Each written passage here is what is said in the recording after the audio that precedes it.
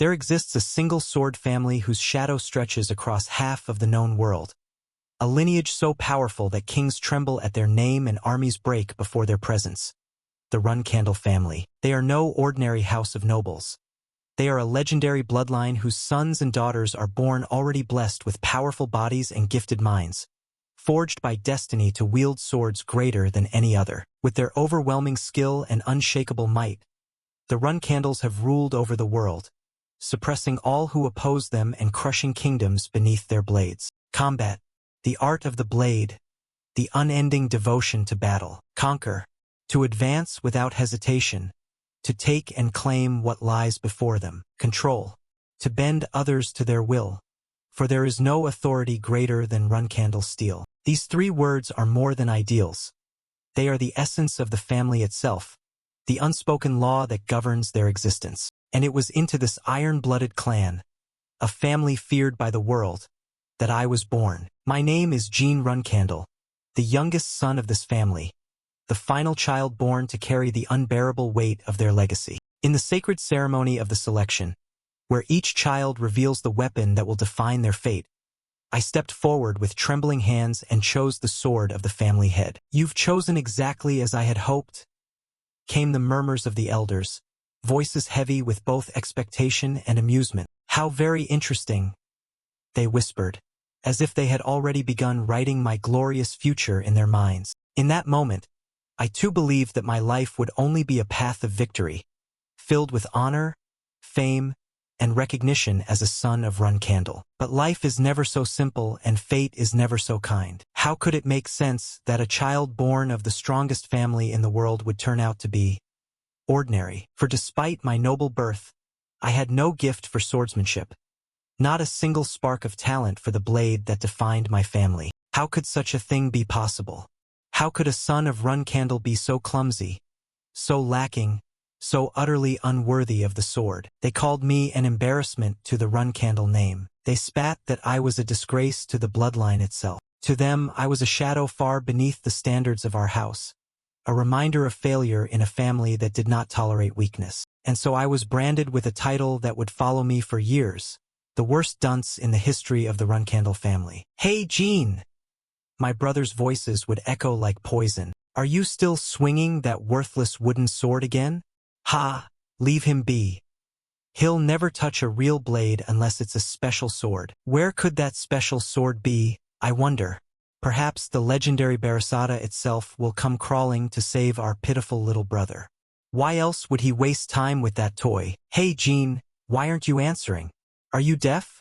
Or just stupid? Your almighty brothers are speaking to you, you know." Thud. A blow to my chest forced the air from my lungs as they sneered down at me. "What a useless bastard you are. Why bother swinging that stick? You'll never be a swordsman. It's all pointless anyway. You'll never amount to anything." Another strike, another bruise, another humiliation. "What's this? Basic swordsmanship theory?" One of them mocked, snatching my book away. "Do you think reading words on paper will turn you into a swordsman? How pathetic can you get? This is why worthless trash like you should never be given chances." They jeered as they tore my book. "Stop struggling. Stop dreaming. Because when chances are wasted on you, you forget your place and dare to think you belong with us. And worst of all, you cling to hope that should never have been yours. You didn't have to do that," I cried out, clutching at the pieces of my book. "What did you just say to us? We're doing this for your own good, you useless brat. Why do you dare talk back? Did your nanny fill your head with this insolence? Leave Gilly out of this. She has nothing to do with it." Still defiant, are you? Ha! Looks like you need a harsher lesson in respect. My brother's endless bullying, my pathetic lack of talent, all of it should have broken me. But deep inside, I whispered to myself, I don't care about them. I don't care about their mockery. If I just work harder than anyone else, if I endure longer than anyone else, then one day, they will recognize me. One day, I would stand among them as a true son of Runcandle. That was the hope I clung to with all my heart. But hope is fragile, and mine shattered when I was called before the family. Jean Runcandle, the decree came cold as steel. From this moment onward, you are banished from the family. The words crushed me more than any blow ever had. Sigh, still, they said, since your efforts were commendable, we will not kill you. And so, at the age of 25, I was cast out, banished like a stray dog, stripped of name and home, wandering aimlessly without direction. It was during that exile, when despair weighed heaviest on me, that I met the one I would call master. And from him I learned a truth that shook me to my core. I was not talentless. I had not been born broken. My true gift was not in the sword, but in magic, the forbidden art that my family despised above all else. Connect the mana that flows in nature with your own. Master taught me patiently. Circulate it. Strengthen it. Shape it into something that will obey your will. Day by day, I followed his teachings until one night, a voice beyond human reached out to me. Who are you? I whispered into the shadows, and the shadows replied, I am Sodaret, the master of all shadows, and the one who has been watching you, Jean Runcandle. I propose a contract. If you accept me as your god, you will wield the power of shadows, and no curse shall ever bind you again. Curse? I echoed, startled. Yes, Sodaret said, voice dark with amusement. Oh, my poor contractor. It seems someone hated you enough to cripple you from the very moment you were born. Your swordsmanship talent was not absent. It was stolen, severed by a curse known as the bladed illusion, which suppresses the gift of the sword and leaves its victim in eternal mediocrity. Such a curse should never exist in a family like Runcandle, yet it was laid upon you. Perhaps that is why I was drawn to you, Jean Runcandle. But no longer.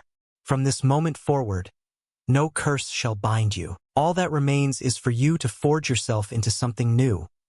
A swordsman who wields both blade and magic. A path no one else has walked. I will enjoy watching you, Jean.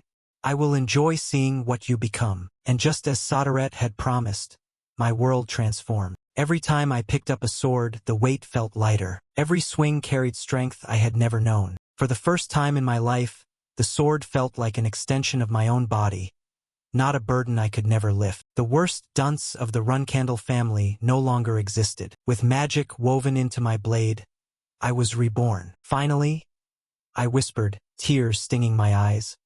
All of my effort, all of my suffering, it has finally borne fruit. But just as I began to dream again, fate betrayed me once more. Didn't I just hear a scream? I muttered, feeling my body grow heavy. My limbs failed me. My chest burned. Master, Sodaret? My vision blurred. Darkness swallowed me whole. I died? Just like this? Without even wielding the power I finally obtained. Despair consumed me. Why was I given hope, only to have it torn away? My breaths faded. My body fell still. But then, faintly, a voice reached me. Cheer up, young Master Jean. That voice, I knew it anywhere. Gilly? My nanny? My eyes opened to familiar faces. The family, the hall, the sacred blade. What is this? The selection ceremony. Again, cheer up, young Master Jean. Gilly? Why is she here? My tiny hands trembled as I looked down at them. I was not a grown man.